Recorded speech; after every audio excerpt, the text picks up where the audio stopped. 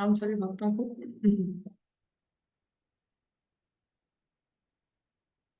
वाञ्छाकल्पतरुभ्यश्च कृपा सिन्धुभ्यः पतितानां पावनेभ्यो वैष्णवेभ्यो नमो नमः। ॐ अज्ञानं तिमिरन्धस्य ज्ञानाञ्जनशलाकया चक्षुरुन्मीलितं येन तस्मै श्रीगुरवे नमः।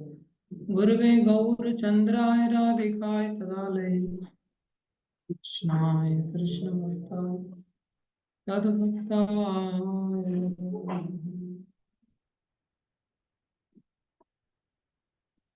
हरे कृष्णा। सभी का हार्दिक अभिनंदन है, स्वागत है।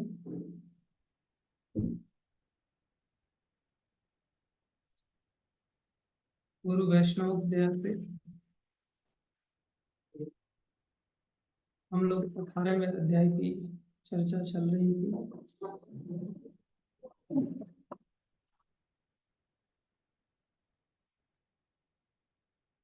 जिसमें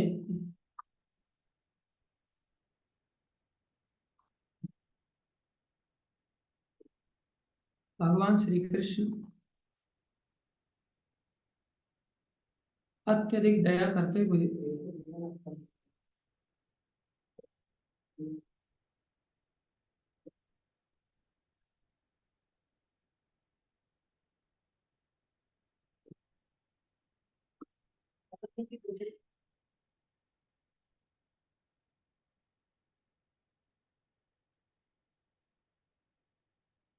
कृपा करके बता रहे हैं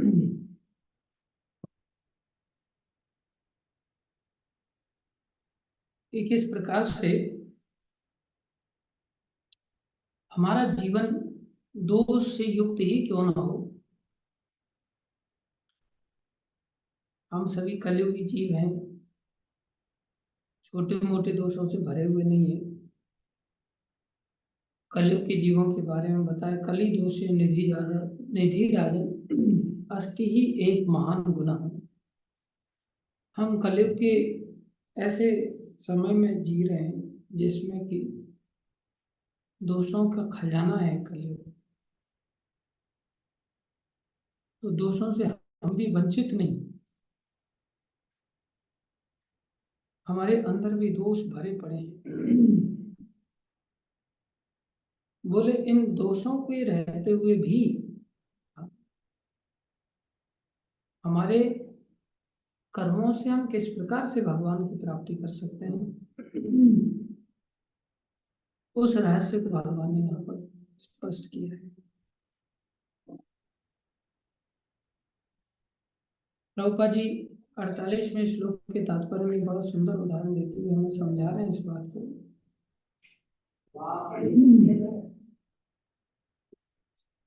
प्रभुपाद जी लिख रहे हैं, बद्ध जीवन में सारा कर्म भौतिक गुणों से दूषित रहता है। हम सब बद्ध आत्मा हैं, किसके द्वारा बांधे गए हैं? 3 गुणों के द्वारा बांधे गए हैं, तमोगुण, रजोगुण और सतोगुण।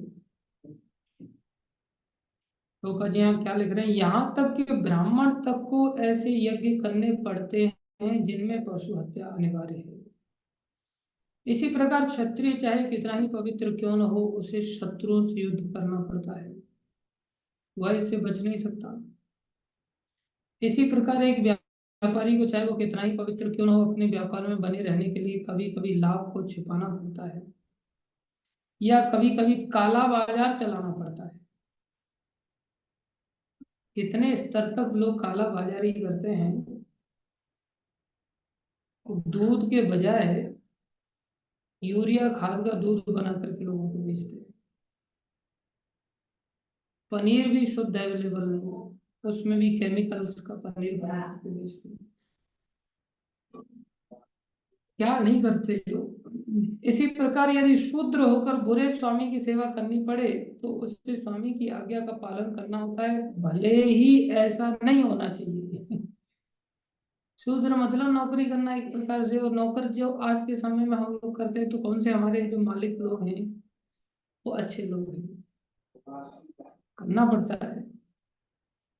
इन सब दोषों के होते हुए भी मनुष्य को अपने निर्दिष्ट कर्तव्य करते रहने चाहिए, क्योंकि वे स्वभावगत हैं।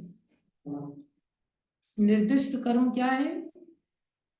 शूद्र का शूद्र के स्तर का निर्देश है, वैश्य के लिए वैश्य के स्तर के निर्देशित कर्म है, क्षत्रिय स्वभाव जिनका है उनके लिए क्षत्रियों के लिए निर्देशित कर्म है, और ब्राह्मण जिसका स्वभाव है उसके लिए ब्राह्मण के जैसे निर्देशित कर्म। जिनमें दोष है, अभी उदाहरण देकर के यहाँ पर प्रभुपाद जी ने बताया, पशु हत्या जैसे बलि में, शत्रुओं से युद्ध लड़ना जैसे क्षत्रिय को, वैश्य को जैसे व्यापार के अंतर्गत, और शूद्र के अंतर्गत जिसमें कि गंदे लोगों की सेवा करनी पड़ जाती है। प्रभुपाद जी यहाँ क्या लिख रहे हैं? यहाँ पर एक अत्यंत सुंदर उदाहरण दिया जाता है, यद्यपि अग्नि शुद्ध होती है तो भी उसमें धुआं रहता है। अग्नि शुद्ध है, यहां तक कि वो शव को भी शुद्ध कर देती है। जो मुर्दा शरीर, जो कि अशुद्धि की पराकाष्ठा है, जिसमें से बदबू आती है, वो भी अग्नि को जब अर्पित कर दिया जाता है तो अग्नि उसको भी शुद्ध कर देती है। यद्यपि अग्नि शुद्ध होती तो भी उसमें धुआं रहता है, लेकिन इतने पर भी अग्नि अशुद्ध नहीं होती।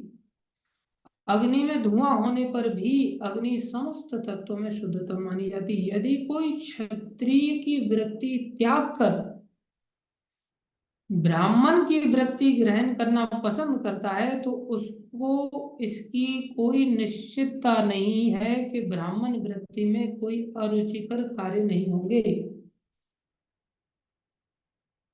ब्राह्मण के जीवन में भी चाहे उसको लगे कि मैं रुचिकर बिना इच्छा के उसी कार्य करने पड़ जाएंगे। अतएव कोई यह निष्कर्ष निकाल सकता है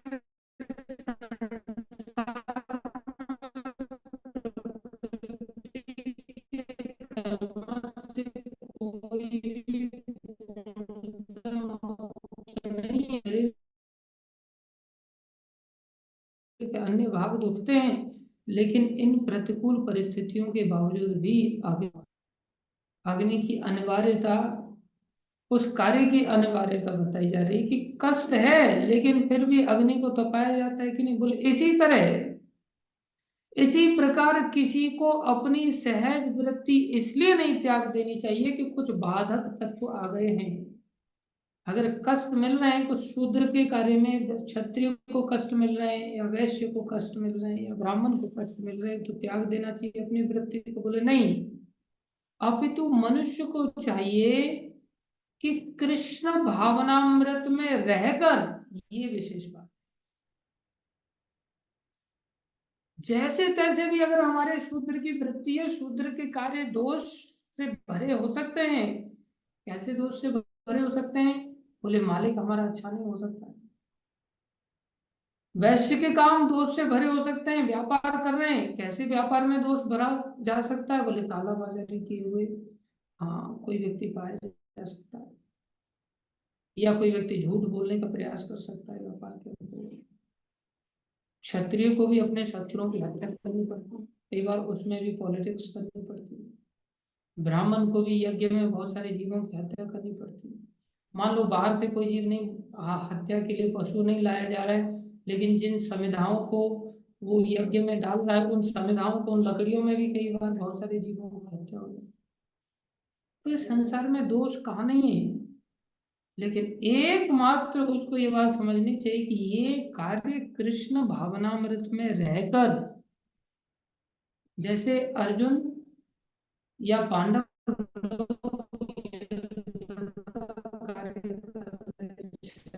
देना पड़ता है। द्रोणाचार्य का वध हो नहीं रहा आसानी से, भगवान धोखा देने के लिए कह रहे हैं, बोल दो अश्वत्थामा मारा गया, अश्वत्थामा हाथों। अब ये तो शुद्ध युद्ध है नहीं। बोले हाँ, ये शुद्ध युद्ध नहीं है, लेकिन फिर भी उनको वही कार्य करने के लिए कहा जा रहा है। बस कंडीशन क्या? कृष्ण भावनामृत में रहकर करो। अब दुर्योधन भी तो युद्ध लड़ रहा है, क्या वो कपट नहीं कर रहा है? दुर्योधन भी कपट कर रहा है। और इधर से पांडव लोगों को भी भगवान कपट सिखा रहे हैं। भगवान सिखा रहे हैं उल्टा कपट ही। लेकिन अंतर क्या है दोनों के कपट में? दोनों की वृत्ति एक जैसी है।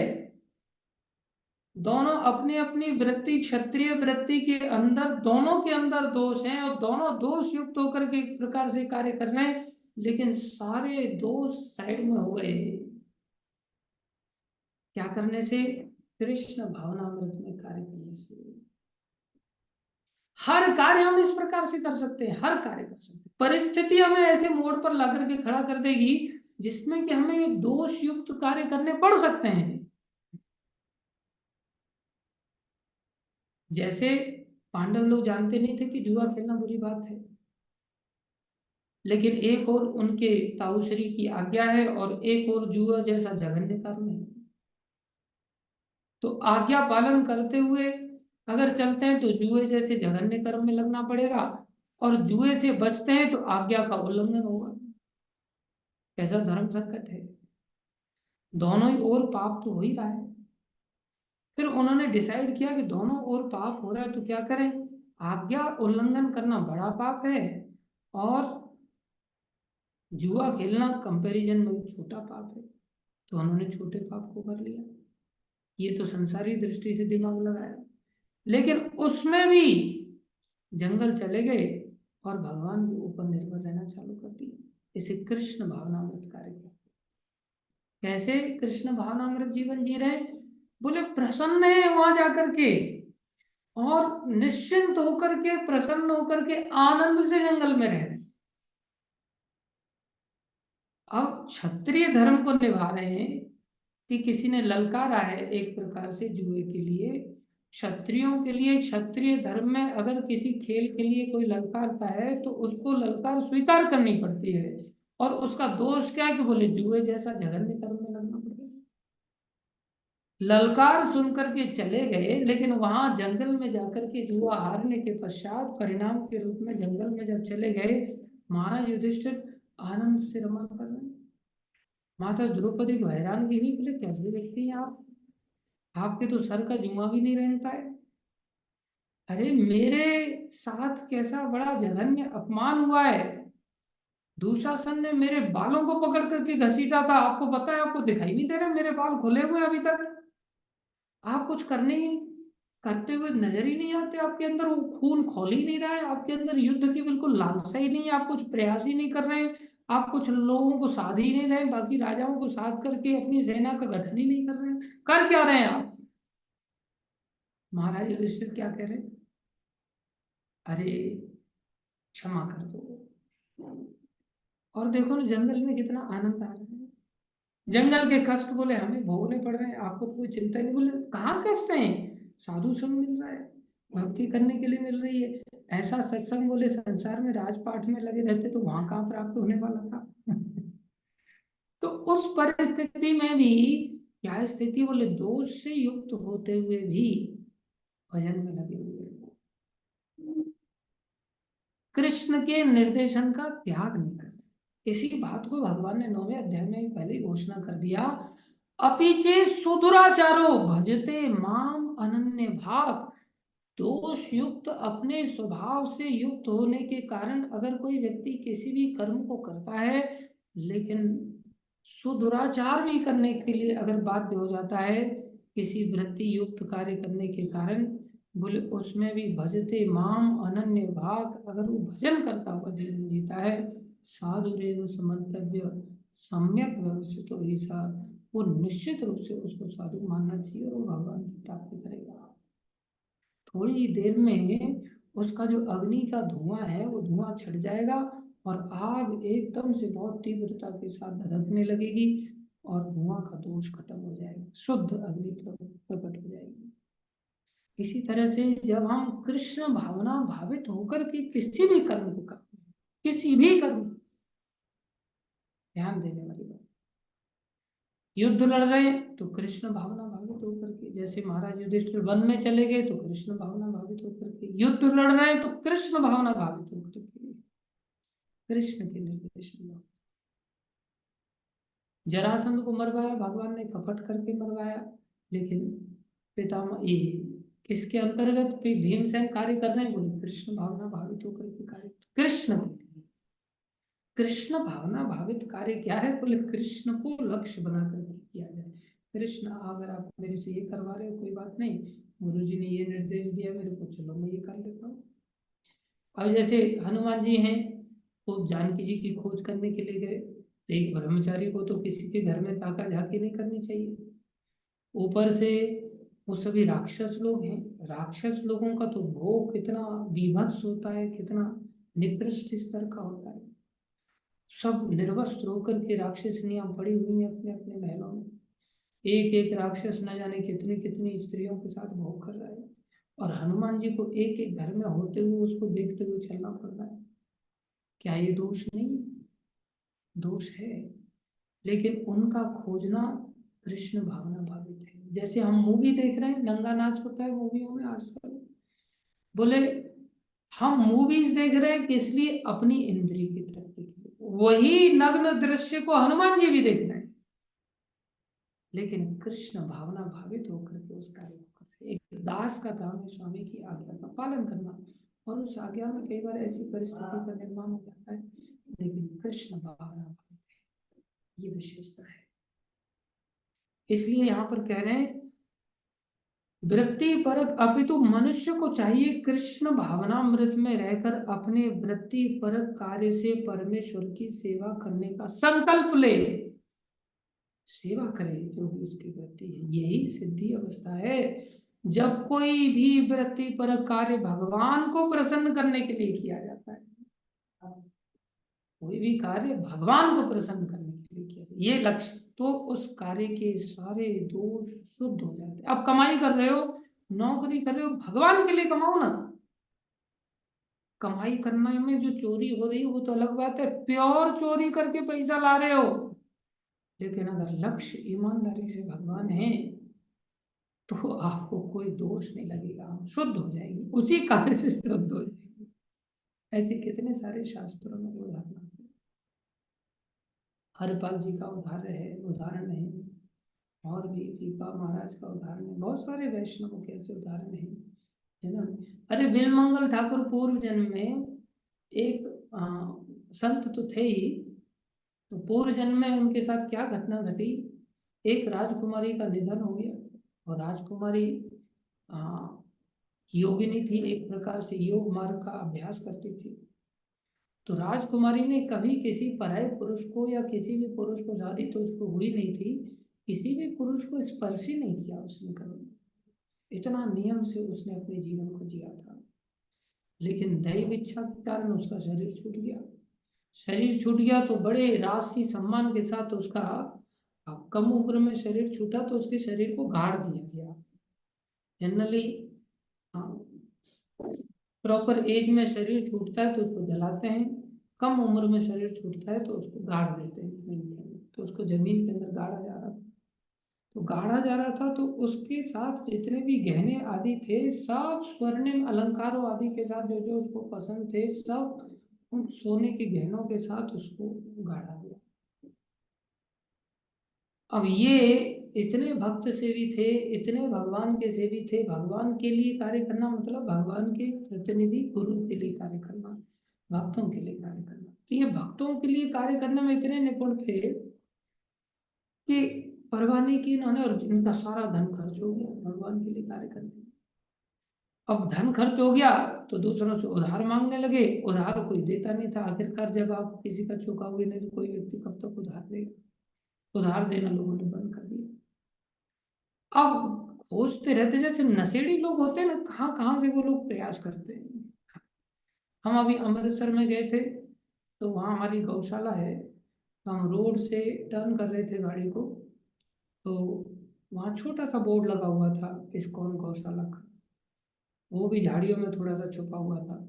मैंने कहा यार बड़ा सा बोर्ड लगाना चाहिए, यहाँ लोगों को पता होना चाहिए इस्कॉन गौशाला है, या कितनी सुंदर तुम्हारे यहाँ 150-200 गाय हैं, और कितनी सुंदर साहीवाल गाय हैं। लोगों को सौभाग्य मिलना चाहिए, गायों का दर्शन करेंगे, आएंगे, सेवा करेंगे, कम से कम गाय की पूजनी करेगा, इतना अच्छा हो जाएगा। तो कहते प्रभु जी न जाने कितने बार ऐसे बड़े बड़े बोर्ड लगा दिए और थक गए हम लोग लगा करके। मैं बोला थक गए मतलब?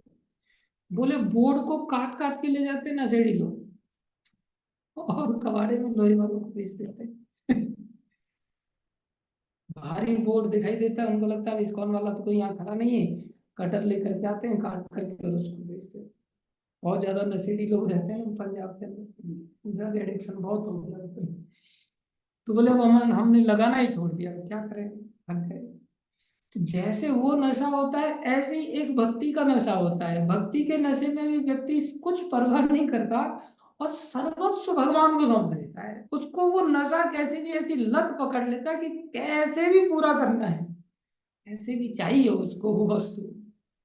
तो ऐसी इनको वैष्णव सेवा इतनी अच्छी लगती है, बोले वैष्णव सेवा मेरे को करनी ही करनी है। जैसे भी आदत तो भक्तों को भोजन कराना ही कराना है, भक्तों की सेवा करनी करनी। अब धन की तलाश में रहते, कहाँ से धन मिलेगा? तो बड़े राशि ठाट बाट से इसका अंतिम संस्कार जब किया जा रहा था तो ये भी दूर से जाकर के देख रहे थे कि अच्छा इसके साथ तो इतना सारा धन आदि और सब गाढ़ा जा रहा है। ऐसे मूर्ख लोग हैं, उल्टा धन से तो भक्तों की सेवा करनी चाहिए, ये लोग मिट्टी बना रहे हैं इसका। तो सोचने लगे चलो कोई बात नहीं, ये सब राशि लोगों को जाने दो वापस, मैं खुद खोद करके निकाल लूंगा। पता तो चल गया यहाँ गाड़ा गया। तो सब चले गए और रात के समय में फावड़ा लेकर के पहुंच गए। अंधेरी रात, रात के 12-1 बजे, और फावड़ा लेकर के दिया जला करके वहां पर खुदाई चालू कर दिया। जैसे ही खुदाई चालू किया और पूरा निकाल लिया उन्होंने उनकी, जहाँ पर सारा शरीर के साथ गहने पहने हुए थे, शरीर को खोद के निकाल लिया। शरीर को जैसे ही खोद करके सामने निकाला तो आवाज आई, कौन हो तुम? आवाज आई।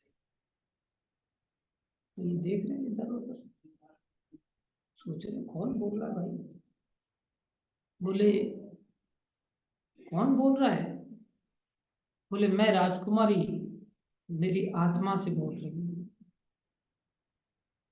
बोले आत्मा से? बोले अभी तो गए नहीं यहाँ से। बोले नहीं, तुम ये क्या कर रहे हो? बोले मैं तो सोना ले रहा हूँ जो तुम्हारे शरीर पर यहाँ पर पड़ा हुआ है, ये मिट्टी हो जाएगा, ये भगवान की सेवा में लग जाएगा, कल्याण में। बोले तुम मेरे को स्पर्श नहीं कर सकते, मैंने आज तक किसी को स्पर्श नहीं किया, मरने के पश्चात भी तुम पुरुष हो, तुम मेरा स्पर्श नहीं कर सकते।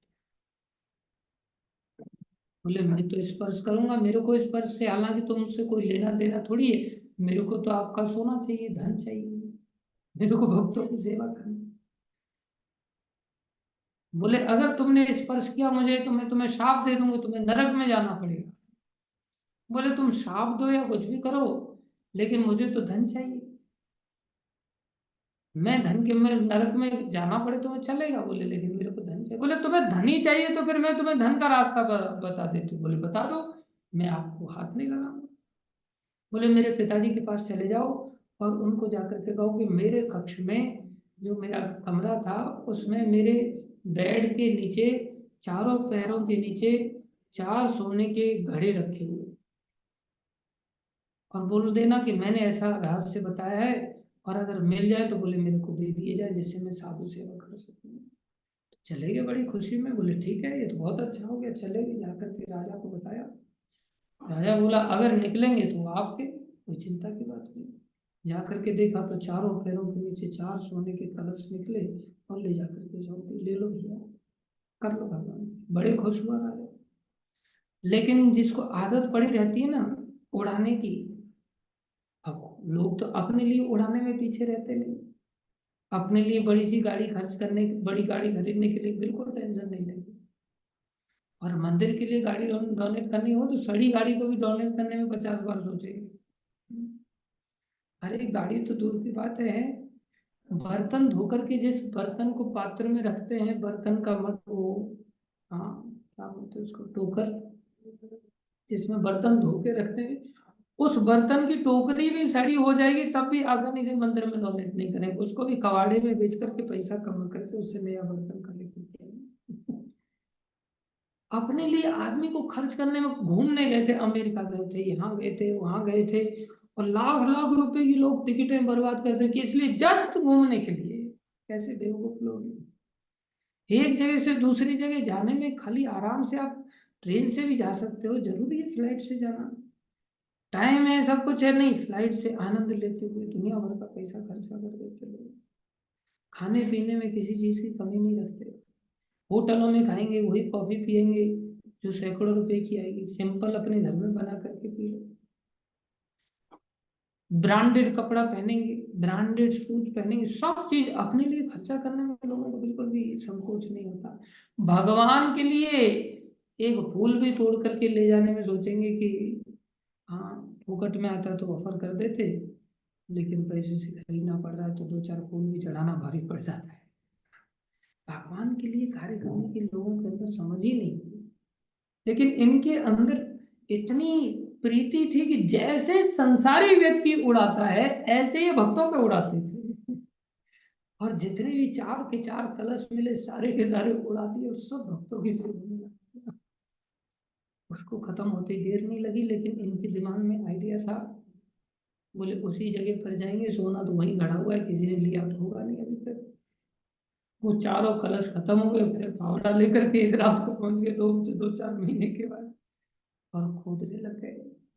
जैसे ही खोदने, अरे तुम फिर आ गए यहाँ पर, तुमको तो धन दे दिया था ना। बोले धन दे दिया था लेकिन वो तो खत्म हो गया, अब और चाहिए। बोले और चाहिए? बोले हाँ। बोले और का मेरे पास कोई इंतजाम नहीं, लेकिन तुम मेरे को स्पर्श नहीं कर सकते। बोले मैं तो स्पर्श करना नहीं चाहता, मजबूरी है मेरी, क्या करूं, मेरे को तो धन चाहिए, सोना चाहिए। अरे तुमने अगर स्पर्श किया मेरे को धन के लालच में तो मैं तुम्हें शाप दे दूंगी, तुम्हारा पतन हो जाएगा। बोले पतन हो जाए, नरक में जाऊं, कहीं भी जाऊं, मेरे को कोई फर्क नहीं पड़ता, मेरे को किसी भी हालत में धन चाहिए। आखिर में उन्होंने शाप दे दिया, जाओ हम तुम्हें शाप देते हैं, तुम वेश्यागामी हो जाओ। साधु थे, वेश्यागामी हो जाओ, काम जागृत हो जाएगा, तुम एक शुद्ध राजकुमारी को, शुद्ध कन्या को तुम स्पर्श करने का दुस्साहस कर लो। और उन्होंने कर दिया। कर दिया तो उस राजकुमारी को मृत शरीर पे भी इतनी लज्जा आई अपने आप में कि उसने अपने को भी साबित कर लिया और कहा कि तुम वेश्यागामी बनोगे और मैं भी बोले वेश्या बनूंगी, वो वेश्या मैं ही बनूंगी, क्योंकि तुमने मेरे शरीर को अशुद्ध कर दिया, इसलिए मैं अपने आप को स्वयं दंड देती हूँ, मैं वो वेश्या बनूंगी। और वो आगे चल करके वीरमंगल ठाकुर बने, और वो आगे चल करके वेश्या बनी। और जब वेश्या बनी, चिंतामणि वेश्या का सानिध्य करने के लिए पहुंच गए, पतन हो गया। लेकिन पतन होने के पश्चात भी दोनों के संस्कार जागे। और उसने जब देखा कि इतनी पागल नहीं व्यक्ति इस शरीर के लिए, तो डांट लगा दिया, झाड़ लगा दिया, अरे धिक्कार है तुम ऐसे मलमूत्र के शरीर के प्रति इतने पागल होकर के तुम मुर्दे का शरीर पर, मुर्दे को लट्ठा समझ करके तुम नाव नदी पार करके आ गए, और तुम अजगर को रस्सी समझ करके तुम ऊपर चढ़ करके आ गए। धिक्कार है तुमको, इतना प्रीति अगर तुम्हारी भगवान से हो जाती तो भगवान जाते। ये शब्द उनके कान में गए नहीं कि उनके अंदर संस्कार पुराने जागे, तुरंत संस्कार जाग गए और सब छोड़ करके विश्राम चले गए। देखो ये कृष्ण भावना भावित होकर के कार्य करने की महिमा है, जिसमें हमसे अगर कभी गलतियां भी हो जाए, कभी दुराचार नहीं सुदुराचार भी हो जाए, लेकिन लक्ष्य अगर हमारा कृष्ण भावना भावित है, अगर हम कृष्ण के लिए कार्य कर रहे हैं, अब क्या होगा? बोले ये सिद्धि दे देगा। यही सिद्धि अवस्था है जब कोई भी वृत्ति पर कार्य भगवान को प्रसन्न करने के लिए किया जाता है, तो उस कार्य के सारे दोष शुद्ध हो जाते हैं। ये बड़ी बात है। दूसरी ओर अगर कोई बहुत बड़ा शुद्ध कार्य कर रहा है, लेकिन भगवान के लिए न करके अपने लिए कार्य कर रहा है, कोई वर्णाश्रम धर्म का बहुत अच्छी तरह से पालन कर रहा है, कोई पति धर्म का पालन कर रहा है, पालन करते हुए पत्नी की बहुत बढ़िया तरह से सेवा कर रहा है, मरते दम तक पत्नी को हाथों में लेकर के ही बस पूरा जीवन जिया उसने, पत्नी की जो इच्छा थी सब पूरी किया, बहुत अच्छी तरह से पति धर्म का पालन कर लिया। क्या अंत में उसको सब सिद्धि प्राप्त होगी? बोले उसको कुछ भी नहीं मिलेगा। किसी ने पत्नी धर्म का बहुत निष्ठा के साथ पालन कर लिया, किसी ने पुत्र धर्म का बहुत निष्ठा से पालन कर लिया, किसी ने देश धर्म का बहुत निष्ठा से पालन कर लिया। पूरा जीवन निष्ठा से पालन करके सफल होने के पश्चात भी किसी को कुछ प्राप्त नहीं होगा। दूसरी ओर कृष्ण भावना भावित होकर के अगर हमने जीवन को जिया होगा, और उस जीवन को जीते समय अगर हमने कोई गलत कार्य भी कर दिया, जैसे माँ का त्याग कर दिया, जैसे पिताजी का त्याग कर दिया, जैसे पत्नी का त्याग कर दिया, किसके लिए? कृष्ण की खुशी के लिए, कृष्ण के लिए कार्य करने के लिए। अगर ये लोग बाधा बन रहे थे और इनका अगर हमने त्याग कर दिया, तो देखा जाए तो रेस्पॉन्सिबिलिटी का त्याग कर दिया हमने।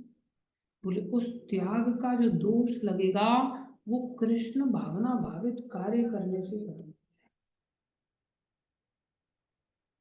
हाँ, अगर हमने त्याग कर लिया और त्याग करने के पश्चात कृष्ण के लिए कार्य नहीं किया तो ज्यादा खतरनाक हो जाएगा। अगर हमने लापरवाही की और अपनी इच्छा अनुसार जैसा जीवन चाहे वैसा त्याग संसार का कर दिया और इच्छा अनुसार जीवन जीने लग गए, कृष्ण के लिए कार्य नहीं कर रहे, उल्टा कृष्ण के ऊपर निर्भर होकर के खाली वैसे बोझ बन करके सिर्फ खा रहे हैं, पी रहे हैं, ऐश मौज कर रहे हैं, सेवा कुछ नहीं कर रहे हैं, तो दोष फिर ब्लंडर बन जाएगा, भयानक हो जाएगा।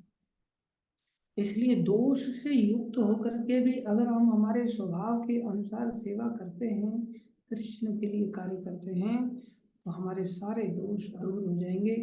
जब भक्ति से संबंधित कर्म फल शुद्ध हो जाते हैं तो मनुष्य अपने अंतर का दर्शन कर सकता है, और यही आत्म साक्षात्कार है।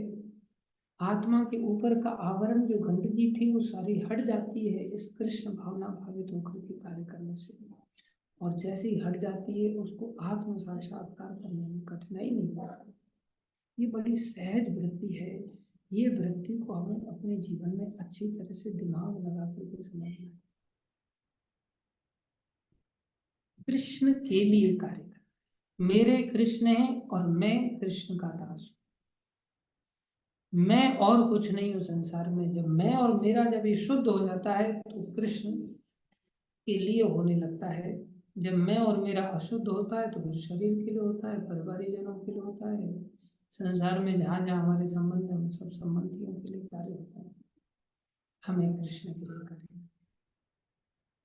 जब ऐसा हो जाएगा तो पहचान क्या? बोले असक्त बुद्धि ही, हमारी बुद्धि असक्त हो जाएगी, चिपकेगी नहीं। बोले कहीं नहीं चिपकेगी? बोले नहीं, ऐसी बात नहीं है, भगवान से तो चिपक गई। भगवान के प्रतिनिधि कौन है? भगवान से चिपकी कि नहीं चिपकी कैसे पता चलेगा? बोले यस्य देवे परा भक्ति यथा देवे तथा गुरु। जितनी भक्ति हमारी भगवान के प्रति है वो उतनी ही भक्ति यदि गुरु के प्रति है तो ही हमारी भगवान की भक्ति मानी जाएगी। बोले गुरु के प्रति जितनी भक्ति है उतनी ही भक्ति हमारी भगवान के प्रति मानी जाएगी, उससे ज्यादा नहीं। इसलिए आसक्ति तो होगी किसके प्रति? गुरु साधु शास्त्र, जो भगवान के प्रतिनिधि है। संसार में कैसा होगा? बोले अनासक्ति हो जाएगी, जिसको कहते हैं असक्त बुद्धि सर्वत्र, सब जगह असक्त बुद्धि। और कैसा हो? जित आत्मा, उसने मन को जीत लिया, विगत स्पृहा, सारी इच्छाओं से परे चला गया, नैष्कर्म सिद्धि परमाम, उसे निष्कामता की परम सिद्धि प्राप्त होगी, संन्यासेन अधिगच्छति, यही संन्यास है और इसी संन्यास से ऐसा प्राप्त होता है। अर्थात क्या कह रहे हैं प्रभुपाद जी यहाँ पर? जो आत्म संयमी तथा अनासक्त है एवं जो समस्त भौतिक भोगों की परवाह नहीं करता, हुआ संन्यास के अभ्यास द्वारा, अभी तो भौतिक भोगों की बहुत भयानक दौड़ लगी। एक भक्त का कल मेरे को फोन आया, तो वो पहले ऑनलाइन जुड़ता था, क्लास अटेंड करता था, उसको अल्सर की बीमारी हो गई थी और भयानक बीमारी हो गई थी, और दो चार डॉक्टर्स ने तो उसके हाथ खड़े कर दिए थे, और स्थिति ऐसी हो गई थी कि अब बचने की कोई उपाय नहीं है। कोई घर का सदस्य उसको ये बात बताता नहीं था कि डॉक्टरों ने बता दिया है कि अब ये ज्यादा दिन का मेहमान नहीं है। और अंदर खून बहता रहता था शरीर में, पेट में अल्सर हो गया था, घाव हो गए थे तो खून बहता रहता था, मल द्वार के रास्ते। तो दिन पर दिन वो कमजोर होता चला गया, एकदम से लकड़ी जैसा हो गया, हल्का कटता था। अच्छा, तो ऑनलाइन जुड़ता था। एक डॉक्टर की दवाई उसको भगवान की दया से सूट कर गई। बोलता था हमने भी ठाकुर जी से प्रार्थना किया तो दवाई सूट कर गई, तो थोड़ा ठीक होने लग गया।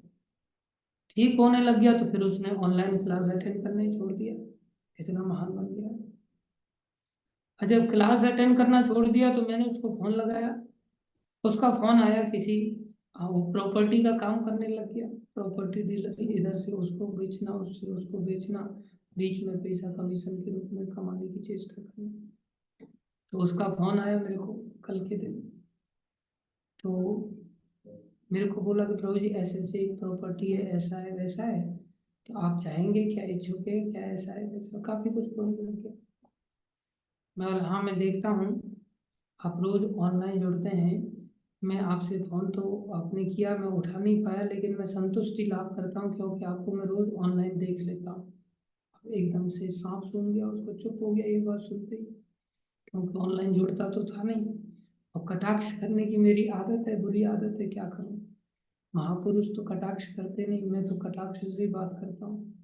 मैं बोला तेरे तेरे से बात तो हो नहीं पाती, लेकिन तेरे दर्शन रोज मेरे को ऑनलाइन हो जाते, तो एकदम से चुप। मैं बोला बोलता क्यों नहीं कुछ। बोले क्या बोलूं, इसी पर जाकर के मैं अटक जाता हूँ, यही मैं चुप हो जाता हूँ, मेरे पास इसी बात को लेकर के जवाब नहीं होता, प्रभु जी क्या करूं? मैं बोला फिर मैं तेरे को जवाब कैसे दूं तेरी बात को लेकर के, जब तेरे पास मेरी बात का जवाब नहीं है तो मैं तेरे को कैसे जवाब दूं। बोले प्रभु जी मेरे मित्र लोग सब सेटल हो गए हैं, और आजकल तो यहाँ प्रॉपर्टी के पीछे पैसे की ऐसी दौड़ लगी है ना प्रभु जी, क्या बताऊं, जो कमा सकते हैं अभी कमा सकते हैं, फायदा हो जाएगा, बहुत दौड़ लगी। व्यक्ति एकदम से पागल है। हर व्यक्ति इस अंधी दौड़ के पीछे भाग रहा है, कैसे पैसा मिले, कैसे पैसा मिले, कहाँ से। बोले इतनी दौड़ लगी, बोले मेरे को दौड़ के कारण फुर्सत नहीं मिल पाती, मैं सुबह आपकी क्लासेस में ऑनलाइन नहीं आ पाता, रात को 10-11 बजे सोता हूँ, और उसके कारण मैं सुबह जल्दी नहीं उठ पाता। दौड़ लगी है। प्रभुपा जी इसी बात को यहाँ बात कर रहे हैं, जो आत्म संयमी तथा अनासक्त हैं। अब आत्म संयमी अनासक्त नहीं होंगे तो क्या होगा, भौतिक भोगों की परवाह करेंगे। लेकिन जो आत्म संयमी और अनासक्त हैं, बोले वो भौतिक भोगों की कोई परवाह नहीं करते। वो जानते हैं अनेक जन्मों के कर्मों का फल है, अगर कोई भौतिक भोग मेरे भाग्य में लिखा है तो मेरे दरवाजे पर आकर के मेरे को प्राप्त हो जाएगा, मेरे को उसके पीछे भागने की क्या जरूरत है। लेकिन संसार सारा भौतिक भोग के पीछे दौड़ लगा रहा है पागलों की तरह। प्रभुपा जी यहाँ क्या कह रहे हैं, जो आत्म संयमी तथा अनासक्त है एवं जो समस्त भौतिक भोगों की परवाह नहीं करता। अब हम अपने आप को यहाँ देख सकते हैं कि हम भौतिक भोगों में कितने, बोले समस्त भौतिक भोगों की परवाह नहीं करता।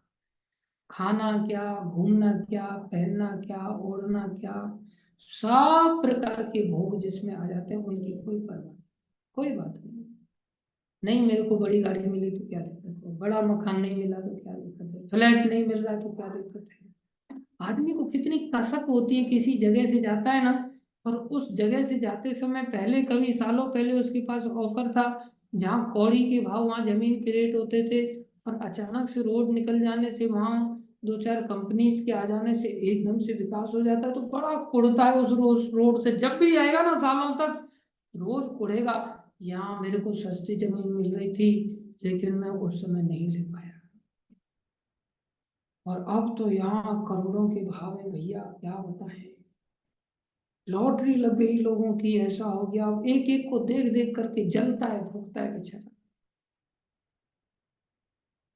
अरे मेरी चाची को कैंसर हो गया था, तो मेरे चाचा कैंसर का इलाज कराने के लिए एम्स में जाते थे, गुड़गांव में एम्स का एक हॉस्पिटल पड़ता है, जो कैंसर स्पेशलिस्ट लोगों के लिए, कैंसर के लिए ही है स्पेशली। तो उस रास्ते से जाते थे तो बोलते थे, और मैं भी एक दो बार उनके साथ गाड़ी में गया, कार में बिठा करके, तो आदमी मर रहा है, उनकी पत्नी शरीर छोड़ने के कगार पर जा रही है, लेकिन आसपास की दुकानों को, जमीन को देखते देखते पूरा रोड यही चर्चा करते थे, ये देखो पौड़ियों की भाव वृद्धि थी ये जमीन, आज इसके कितने बड़े रेट हो गए। उस समय हमें कहा था मेरे फ्रेंड ने कि आप ले लो यहाँ पर जमीन, लेकिन मैं नहीं ले पाया। ये होश नहीं है कि पत्नी मरने जा रही है, और ये दिमाग में घूम रहा है कि अभी भी कहीं सस्ता कुछ मिल जाए। भैया तू तो सब जगह घूमता है सारे संसार में, तेरी नॉलेज में कोई जमीन हो तो बताना मेरे को जो सस्ती मिल जाए जिसे हम ले पाए। ये संसार है, कितने भोगों के अंदर हमारा मन डूबा हुआ है। अब अपना ही आधा अंग मर रहा है, एक प्रकार से अर्धांगिनी होती है पत्नी, आधा अंग मर रहा है, तो आधा अंग जो बचा हुआ है क्या उसका नंबर नहीं आने वाला? नंबर लग ही गया एक प्रकार से। सांप ने मेढक को पकड़ लिया है, लेकिन मेढक फिर भी मक्खी मच्छरों की तलाश कर रहा है मुंह में जाकर के भी सांप।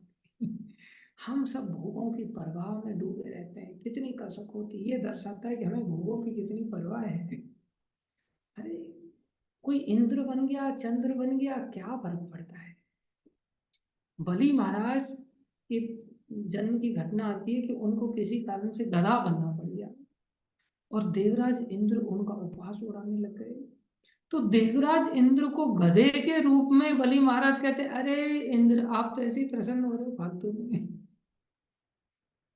तुम इंद्र बन गए तो कौन सी बड़ी बात है, आगे चल करके तुम न जाने क्या क्या बनना पड़ सकता है।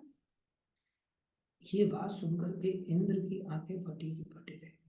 इंद्र सोच में पड़ गए, तुम धन्य हो, गधे बन करके भी तुम्हारी चेतना भगवत भक्ति की बनी हुई है। क्योंकि वो प्रहलाद महाराज के पोते हैं ना, प्रहलाद महाराज ने बाबा बन करके उनको सब भक्ति सिखा दिया है बहुत अच्छी तरह से। इसलिए उनको कोई परवाह नहीं किसी प्रकार की कि मैं इंद्र से गधा कैसे बन गया, कोई टेंशन, कोई टेंशन। तो प्रभुपा जी यहाँ दिखा रहे हैं हमको कि हम ऐसे स्तर पर आ पाए या नहीं आ पाए, भगवान यहाँ पर उस बात को सिद्ध कर रहे हैं। अगर आप भौतिक भोगों की परवाह कर रहे हो, और भौतिक भोग तो भैया पैसे से आते हैं, अब इतनी अकल तो है नहीं कि कृष्ण भी हमें भोग दे देंगे, क्योंकि परवाह कृष्ण की थोड़ी कर रहे हैं हम, परवाह तो हम भौतिक भोगों की कर रहे हैं। एक मुसलमान व्यक्ति था, वो कहता है कि मैं कैसे कहूं कि जो पैसा है ये खुदा से बढ़कर है। अगर मैंने ऐसा कह दिया कि पैसा खुदा से भी बढ़कर है, तो ये मेरी जाति के लोग मुझे काफिर समझ करके, और मुझे खुदा से भी बढ़कर पैसे को बताने के कारण मुझे कुछ सजा दे देंगे और मेरे को मौत के घाट उतार देंगे। इसलिए मैं ये तो नहीं कहूंगा कि पैसा खुदा से बढ़कर है, लेकिन इतना तो मैं कह ही दूंगा कि खुदा से कम भी नहीं। तो संसार में लोगों को भगवान की कुछ पड़ी नहीं है, बस कुल मिलाकर के पैसे की पड़ी है बस। बढ़िया डिग्री हो जाए, पास हो जाए, बस नौकरी लग जाए जैसे तैसे करके। औलाद को अगर नौकरी की नहीं पड़ी तो माँ बाप को इतनी पड़ी रहती है, बस नौकरी लग जाए, बस पैसा आमदनी जैसे तैसे। खुदा के बराबर मान लिया पूरा, भगवान से कम नहीं माना, उल्टा हम लोग तो भगवान से बढ़कर मानते हैं। ये भोगों की वृत्ति हमारी है। बोले जो व्यक्ति ऐसा अनासक्त है, वो भोगों की परवाह नहीं करता, वो सन्यास के अभ्यास द्वारा कर्म फल से मुक्ति की सर्वोच्च सिद्ध अवस्था प्राप्त कर सकता है। कर्म फलों से बांधेंगे नहीं, कर्म फलों से मुक्त हो जाए। प्रभुपाद जी यहाँ तात्पर्य में बहुत सुंदर बात कह रहे हैं। सच्चे सन्यास का अर्थ है कि मनुष्य सदा अपने को परमेश्वर का अंश मानकर यह सोचे कि उसे अपने कार्य के फल को भोगने का कोई अधिकार नहीं है।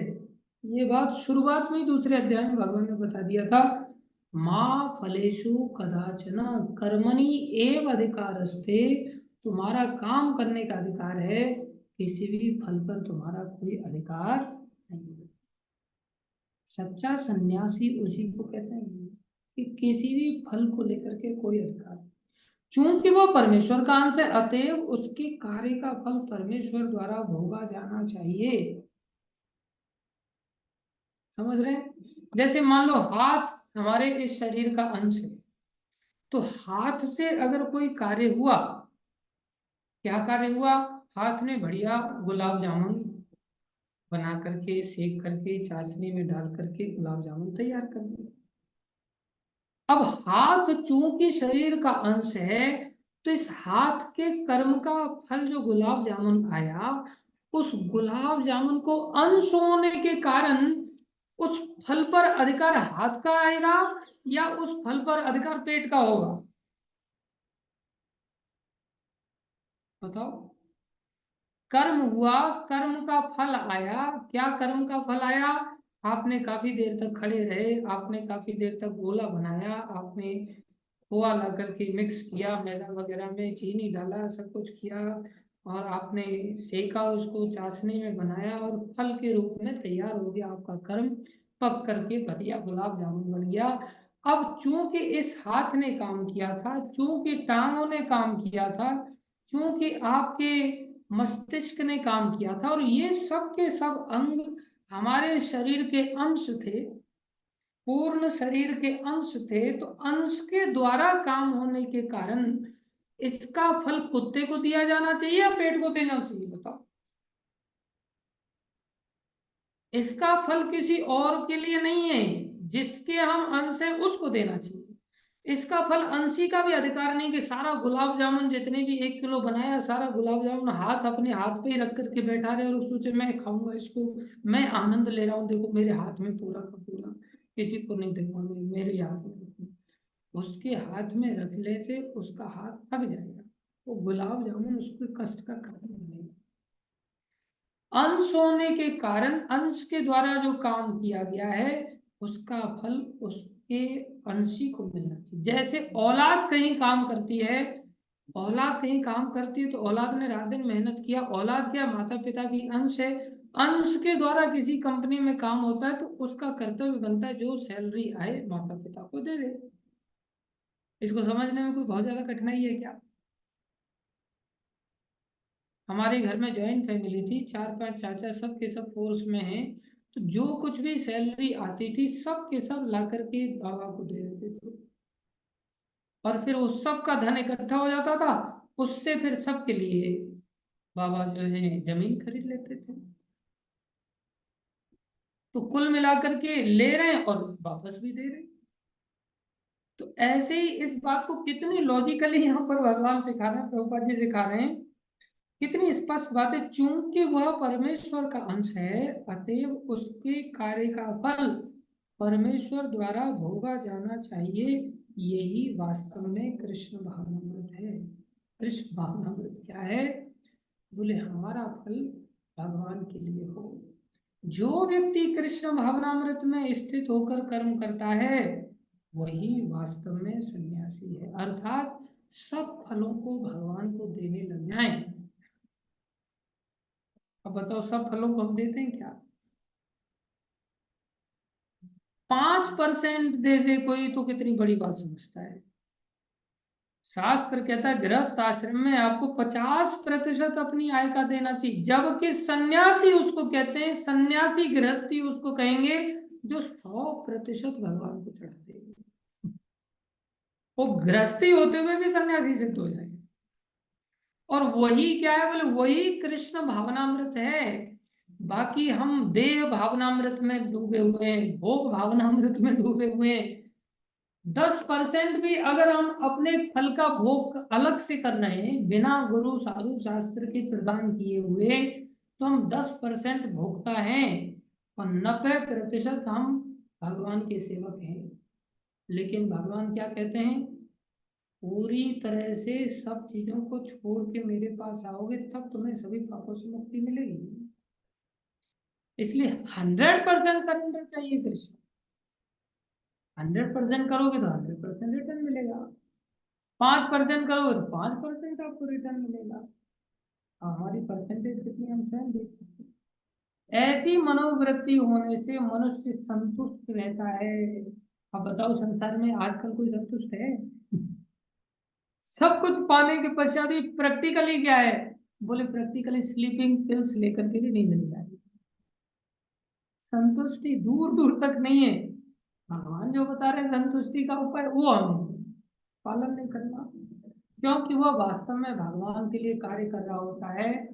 इस प्रकार वह किसी भी भौतिक वस्तु के लिए आसक्त नहीं होता। वह भगवान की सेवा से प्राप्त दिव्य सुख से परे किसी भी वस्तु में आनंद न लेने का आदी हो जाता है।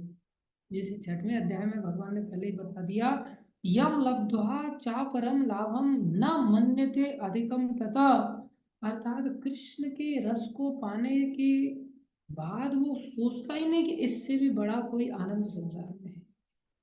ये भक्ति की पहचान है। प्रभुपाद जी ऐसे ही आनंद में डूबे रहते। हमारे सामने तो अगर नोटों का बंडल ला दे तो तुरंत माला छोड़ के बोले पहले इसको गिन लेता हूँ, माला बाद में गिनूंगा। माला में भी अंगूठा और उंगली चलते हैं और नोटों में भी अंगूठा और उंगली चलते हैं। बोले इसको बाद में गिनेंगे, पहले इसको गिनने का ही सुख इतना अच्छा है, चाहे मिले कुछ नहीं। कोई व्यक्ति अगर हमें नोट का 2 बंडल पकड़ा देगा ना, थोड़ा गिन के बताना कितना है, और हम माला जप रहे हो, माला तुरंत रख देंगे और नोट गिनना शुरू कर देंगे। ऐसी हमारी सुख की वृत्ति संसार में नोट में समाई हुई है। सोच रहे हैं कृष्ण से ज्यादा आनंद तो बोले इसमें है। लेकिन जो सन्यासी बन गया, जो वास्तव में आत्म संयमी बन गया, अनासक्त हो गया, वो कभी ज्यादा आनंद समझता ही नहीं कृष्ण भक्ति को छोड़ के किसी और चीज में। सन्यासी को पूर्व कार्यकलापों के बंधन से मुक्त माना जाता है, लेकिन जो व्यक्ति कृष्ण भावनामृत में होता है वो बिना सन्यास ग्रहण किए ही, देखो कितनी जा रहा है। एक तो वर्णाश्रम सिस्टम से आप उस समय जाकर के सन्यास लो, और सन्यास तक पता नहीं पहुंच पाएंगे कि नहीं पहुंच पाएंगे, उससे पहले टपक गए तो कौन जानता है। लेकिन अगर कृष्ण भावना भावित हो गए तो परिणाम क्या है? बिना सन्यास ग्रहण किए ही यह सिद्धि प्राप्त कर लेता है। कौन सी सिद्धि? शुद्धि की सिद्धि, आत्म साक्षात्कार की सिद्धि।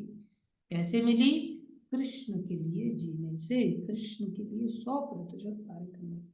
यह मनोदशा योगारूढ़ या योग की सिद्ध अवस्था कहलाती है। योग पर आरूढ़ हो गए, योग में चढ़ गए, योग सिद्ध हो गया।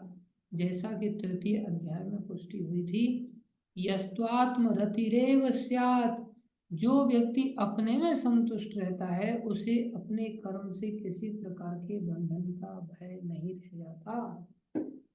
अर्थात आत्मा में संतुष्ट रहना, आत्मा में संतुष्ट रहने का अर्थ क्या है? कृष्ण में संतुष्ट रहना। बाई डिफॉल्ट हम वैसे कृष्ण के लिए ही कार्य करते हैं, लेकिन अज्ञानता में करते हैं।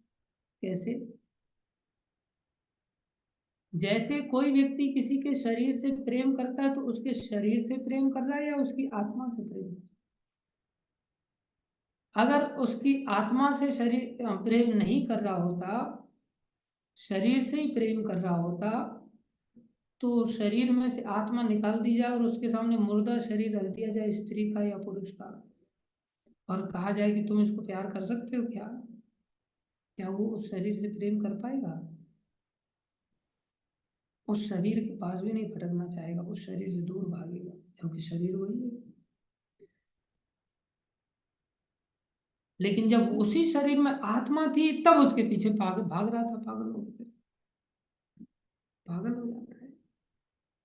आत्मा निकल गई, अब पागल नहीं हो रहा है। इसका मतलब किसके पीछे पागल था? वास्तव में शरीर के पीछे पागल था या आत्मा के पीछे पागल था? शरीर की जो सुंदरता थी, शरीर का जो व्यवहार था, वो सब आत्मा के कारण ही तो था। तो प्रेम किससे कर रहा था मूलतः? लेकिन उसको ज्ञान नहीं है इस बात का।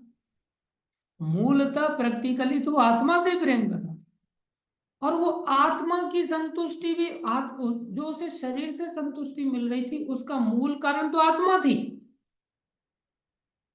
अब आत्मा से भी उसको संतुष्टि क्यों मिल रही? क्योंकि आत्मा के मूल परमात्मा श्री कृष्ण है।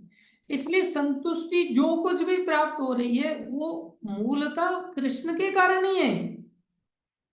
अज्ञानता में जो हम प्राप्त कर रहे हैं वो टेम्परेरी हो जाती है, और ज्ञान के साथ जब हम प्राप्त करते हैं तो हम उससे शाश्वत संतुष्टि प्राप्त कर लेते हैं।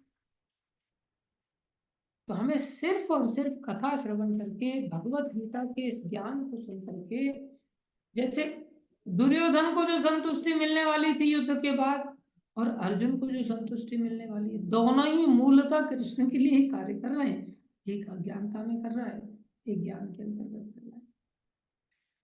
अज्ञानता में करने के कारण वो शरीर से ऊपर पहुंच ही नहीं पाता, और शरीर के नाश के साथ ही उसको दुख उठाना पड़ता है। और ज्ञान के अंतर्गत होने के कारण शरीर चला जाए, व्यक्ति कोई चला जाए, कोई फर्क नहीं पड़ता, वो जानता है कृष्ण संतुष्ट है। इसलिए बिना संन्यास के ही वो सन्यासी बन जाता है, और अपने कर्म से किसी प्रकार के बंधन का भय नहीं रहता। आगे भगवान क्या कह रहे हैं, सिद्धिम प्राप्तो यथा ब्रह्म तथा आपनोति निबोध में समासे नैव कौन्तेय निष्ठा ज्ञानस्य या परा। क्या कह रहे हैं भगवान, बोले हे कुंती पुत्र, जिस तरह सिद्धि को प्राप्त हुआ व्यक्ति परम सिद्ध अवस्था अर्थात ब्रह्म को, और सिद्ध हो गया कोई व्यक्ति, उसकी पहचान क्या है, बोले उसने भगवान को पा लिया, शुद्ध होते ही भगवान मिल जाएंगे। सिद्धिम प्राप्तो यथा ब्रह्म तथा आपनोति, जैसे ही वो सिद्धि प्राप्त करके भगवान को पा लेता है, निबोध में, वो जान लो कैसे पाता है वो, कुंती पुत्र, जिस तरह इस सिद्धि को प्राप्त हुआ व्यक्ति परम सिद्ध अवस्था अर्थात ब्रह्म को, जो सर्वोच्च ज्ञान की अवस्था है, प्राप्त करता है, उसका मैं संक्षेप में तुमसे वर्णन करूंगा, उसे तुम जान लो। समासेन नैव कौन्तेय, समासेन, समासेन मतलब संक्षेप में, मैं तुम्हें कुंती नंदन संक्षेप में बता रहा हूं कि तुम किस प्रकार से कोई व्यक्ति सिद्ध अवस्था को अर्थात भगवान को, जो कि ज्ञान की सर्वोच्च अवस्था है, ज्ञानस्य या परा, छोटे मोटे ज्ञान की नहीं, परा ज्ञान की, सर्व परा मतलब सर्वश्रेष्ठ, जिसमें वो निष्ठित हो जाता है, जो अवस्था को प्राप्त हो जाता है, वो तुम मेरे से सुनो ध्यान से, मैं तुम्हें जान लो, मैं बता रहा हूं। भगवान अर्जुन को बताते हैं कि किस तरह कोई व्यक्ति केवल अपने वृत्ति परक कार्य में लगकर परम सिद्ध अवस्था को प्राप्त कर सकता है, यदि यह कार्य भगवान के लिए किया गया हो। फिर वही बात घुमा करके भगवान आगे बताएंगे इस रहस्य को। प्रभुपाद जी ने पहले ही प्रकट कर दिया है, यदि यह कार्य भगवान के लिए किया गया हो, यदि मनुष्य अपने कर्म के फल को परमेश्वर की तुष्टि के लिए ही त्याग देता है, तो उसे ब्रह्म की चरम अवस्था प्राप्त हो जाती है। यह आत्म साक्षात्कार की विधि है। ज्ञान की वास्तविक सिद्धि शुद्ध कृष्ण भावनामृत प्राप्त करने में है। इसका वर्णन अगले श्लोक में किया गया। अब अगले श्लोक में भगवान बताएंगे कि किस प्रकार से व्यक्ति भगवान के लिए कार्य करके इस सर्वोच्च सिद्धि को प्राप्त कर सकता है।